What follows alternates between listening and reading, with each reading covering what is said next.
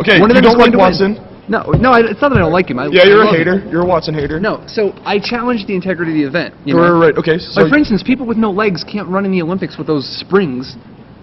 Like, it's a cool story to be like, oh, look, the guy has no legs, he's in the Olympics. I was under the impression But that he it's had not voice fair. recognition software. Right. But if he didn't, then... He doesn't. Okay, well then then I'm agreeing right, with you. he doesn't have voice recognition software, he doesn't actually get to read the question, and it's electronically sent to him.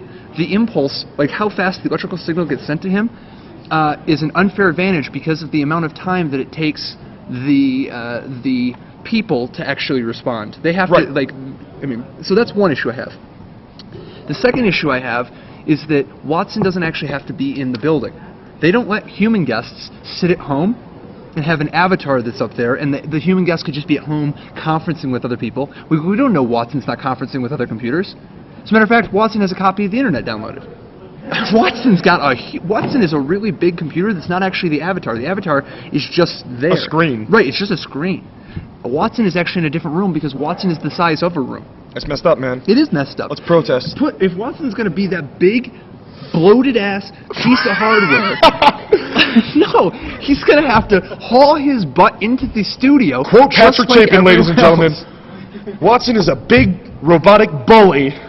He's not a bully. He doesn't push anybody around. He's always very polite. He's got a little bit of a biting sense of humor towards humans, but Yeah, he does have a little sting to him, a little wit. right. I think they spent a little bit too much time on little niceties, like the fact that Watson swirls with different colors proportionate to how sure he is, Yeah. instead of focusing on things I'm a like sucker, making though. I think Watson that's cool. the freaking rules of every human. Do you think Gary Kasparov would play computer against play chess against IBM's computer Deep Blue if Deep Blue got a machine gun? You're not allowed to use machine guns in chess. You're right. You're right. Those are exactly the same. Machine guns in chess. As far as I know, last time I checked, Well, have you ever played Fisher Random Chess? is that the one with the machine gun? No, dude, Fisher Random Chess is badass. Alright, so hold on, let's get back to the game and then we'll get back to Fisher Random Chess later. All right. Thomas Ma. On your right, he On is the right. playing Hive Mind combo. We got Nicholas Spagnolo on your left, playing Blue-white Blue-White Control. Looks like Nick's going Wait, is back it for Hive Mind 6. combo? Or is Yep. it Progenitus? No. Thomas Ma is playing Hive Mind. Oh, so it's Spagnolo advanced. This is actually the round of 4. Yes. Oh, well, in that Yeah, case, here he we beat are. This is Progenitus. finals. Everything's coming together. Hey, do you want to pull a chair? Sure. I'm actually going to step out for a second, Hey. so I'll be back though. I'll be back for sure. I just need to get rid of some Dr. Pepper. You do you. Hey, any chance you grab a water? Yes. Thank you much, sir. So, for this matchup, we have on the left the People's Champion, Nick Spagnolo, playing Blue-White Control without Mystics. On the right, top 8 competitor, Thomas Ma, one of the, he's probably the highest grossing Jund player in Extended of the past 9 months. I know he played a lot of Jund. Well, one time. Well, in There haven't Extended. been a lot of extended tournaments for Jund. Oh, okay. I know he played a lot of Extended in Standard. That's what I mean. A lot of Extended in Standard. A lot of Jund in Standard. Yeah, he's I definitely play a Extended Jund. decks in Standard too. He's definitely a Jund aficionado. Alright, so Nick leads on a Scalding Tarn, and Yep. Thomas with a Polluted Delta, which he is going to crack. Now, just to clarify what I saw over there, the source of the misinformation was me. So I just want to clarify what I saw was Nick got attacked by Progenitus, and then drew his top card and extended his hand. But apparently, at some point, he was killing him with a Vendilion Click. I didn't see the life totals, so it looked to me like he was trying to see if he had an answer to Progenitus. He didn't, and extended his hand. So at least that's how I interpreted it. What it turned out to be was the life totals were low enough that a Vendilion Click was lethal. So. Alright, so Nick's with a Wasteland. Yeah, so Thomas brainstormed and passed back, and Nicholas adds a Wasteland to the board. I believe Thomas is actually on the play. So I think it was an EOT brainstorm that we saw. So, Ancestral Vision suspended by Nick off of a Tundra. freshly put into play from a Scalding Tarn. For those of you just joining us, I'm Joey Pasco in the booth here with Patrick Chapin, and we're watching the semifinals of the Star City Games Open Series Legacy portion here in Denver, Colorado. Thomas Ma on the right playing a Hive Mind deck, and Nick playing a blue-white control deck, not of the Stoneblade variety. Second brainstorm from Thomas. Thank you. For those of you who are not just joining us, who have been around since we were discussing Watson, if you are one of the people who is saying that Watson had voice recognition software, you're wrong. Use Google. How could you possibly try to call me out on this without Googling it first? Alright, so Thomas Ma, continuing to just manipulate. Yep. This is a very, very classic situation of the combo deck being the aggressor. He's got to try to force through. Yeah. So he discarded Emrakul at the end of turn and shuffled Just not his, having another land to play. Yeah. Shuffled his Brainstorms back into his library along with that Polluted Delta.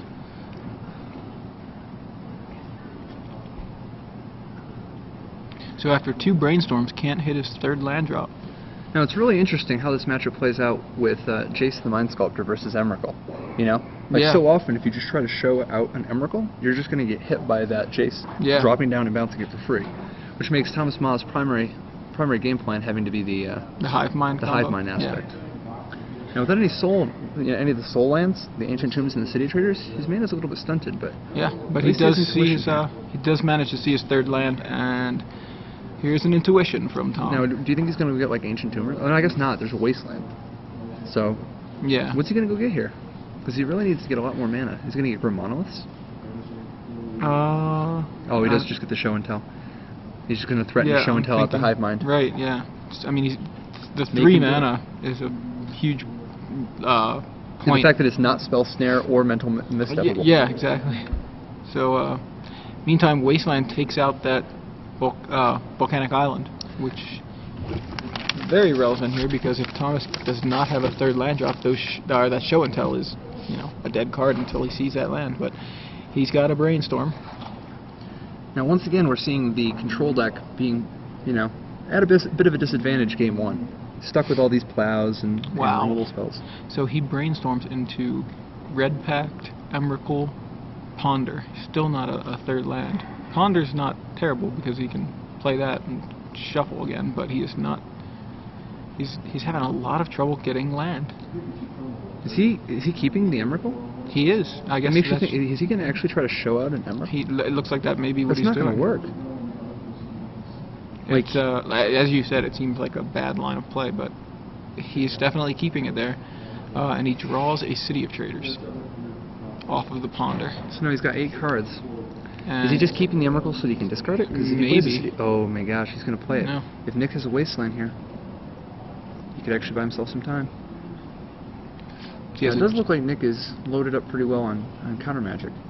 But he just discards the plow. Nick himself has no land. Well, Nick on just 1 mana. At this point, pretty much all Nick has is a Force of Will in hand and a Vision's going off next turn. Does he have a Jace in hand?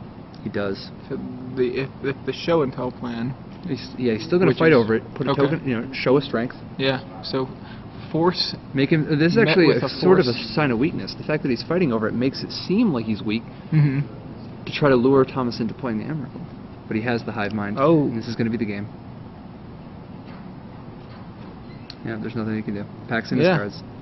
So Thomas Ma takes game 1 after all that digging for land, but Nick kind of mana screwed too. So yeah, and Nick does have a lot of dead cards game 1.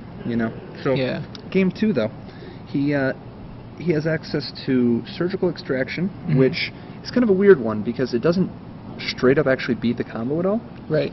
But if you can somehow slow him down initially, like Surgical Extraction can be very effective against Intuition. Right. It went like that in that example. Intuition for 3 Show and Tell. All right. Like, take 1 and I'll extract. Surgical Extraction, and take it right back out of your hand. Right. And it's not like any one combo piece is actually vital to Thomas Ma's plan. However, it's possibly Extraction might just be good enough. The first thing we're definitely going to see is some Vendilion clicks. It can help disrupt the combo. Like sometimes, if Thomas Ma goes cast Show and Tell, you just respond by casting Vendilion Click. And then take whatever card they were going to show. Right. Misdirection. It's unclear if he's going to bring this in. He might do it just as another form of counter magic. The Stifle. Stifle, he's probably going to play the Stifle just because it's a live card and he needs to bring cards in. He doesn't exactly have a ton of good cards. Yeah. The Meddling Mage is, I mean, that's definitely good. Oh, yeah, At absolutely. least it's productive, and a little bit of pressure is definitely what he needs. And then finally, I'm not so sure he's going to play Crucible Worlds. I don't think he really has that kind of time. You know? Right, yeah, it seems too grindy. He already has one in his deck anyway, and there's too many situations where Thomas Ma just puts a single island in play, and then just drops an Ancient Tomb and wins. Yeah. So I don't think the Crucible is even the right thing. He's probably going to take the Crucible out of the deck, the one that he has. So we're definitely going to see Dismember gone.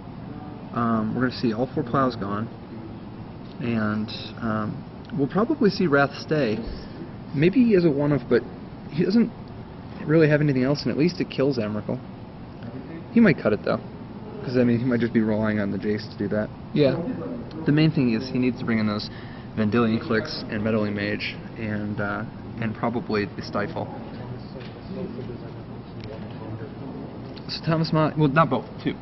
Yeah, sorry, 2. Yeah, so he's keeping 1 Emrakul. So Okay. Thomas Ma boards out 2 Emrakuls, knowing that the Show and Tell Emrakul plan is not particularly good. He still has 1 in his deck, which actually serves kind of a very different purpose here. It's possible he might randomly set up the Show and Tell plan, but more likely it gives him the option to reshuffle, because if some of his pieces get countered and whatnot going long, he can shuffle everything back and keep his trying again. Now Thomas Ma gets to board in Spell Pierce, which is definitely excellent in this scenario. Do you think that there's any chance that he'd play Mindbreak Trap? I was thinking about that, but I just I don't think it's going to be... It feels like it's not... It's the wrong type of thing. Yeah, it's not really worth it. I mean, sure, he could get into a situation where he can just play it for free, but... Yeah, and he doesn't really have a ton of cards he wants to board out besides those Emrakuls turning into Spell Pierces. Right, I mean, that's what it looks like. If he boarded out 2 Emrakuls and a Ponder, he just brought in Spell Pierce. Well, there's no way he's taking a Ponder. That's what... He took on a Ponder? A Ponder. That's Yeah, the see? laziest thing I've ever seen. But that's what it sounds like. That's the 3 cards. Cut a for the pack. Spell Pierces. What's that? Next on the flex. Okay. Yeah, but... Nick on the play with a Cut a pact. Flooded Strand on turn 1 into a Tundra. Nick searches up a Tundra. So, Nick's got the visions. No, he's got the needle. Now, what's he going to needle here? It's a good question. Monolith? It doesn't work. Doesn't stop mana abilities. So that it can't untap, so he can only use it once? That seems so loose. I mean, he can still tap it for mana. He just can't untap it? Whoever untaps a monolith in this format? Yeah, that seems odd. I mean, I've seen it, but not... I'm talking about, yeah. Not outside of playing. Mono brown. Not impressed with the use of Pithing Needle here. What's the artifact that Semifinals? Voltaic key? Yeah, we'll take it. Why not just name Polluted Delta? Actually, you're right. I mean, Why not name Polluted seems Delta? like it Yes, would- he used the one he had, but he was on the play. right? He could have named it and not even. My gosh, this is disgusting. No.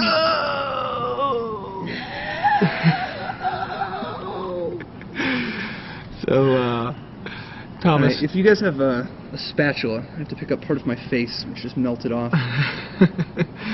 Thomas so far has now pondered and now is going with a brainstorm. Oh, he got a ponder after boarding one out? Yeah. One of his 3 remaining ponders. And there's an Underground Sea. And a brainstorm at the end of turn from Nick.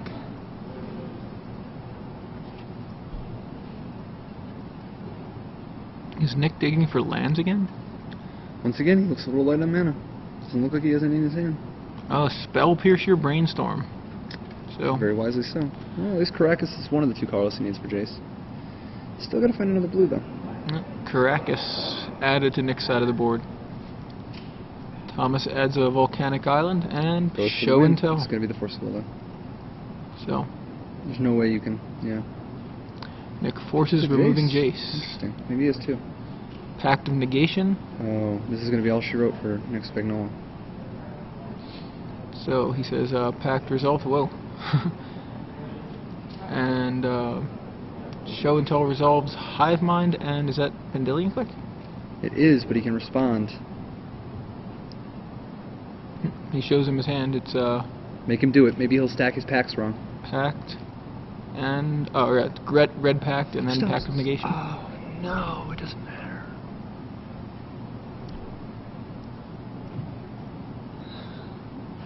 Well, congratulations, Nick Spagnolo, on a top 4 appearance. For those of you unfamiliar with the Hive Mind combo, Thomas Ma has just Show and Tell, putting down a Hive Mind, and then with Hive Mind in play has played Pact of the Titan and Pact of Negation, which causes Nick to have to play copies of those against his will, and believe it or not, Nick cannot actually pay those upkeeps. Neither can Thomas, but Nick's upkeep comes first. No, that's the thing. That is the thing.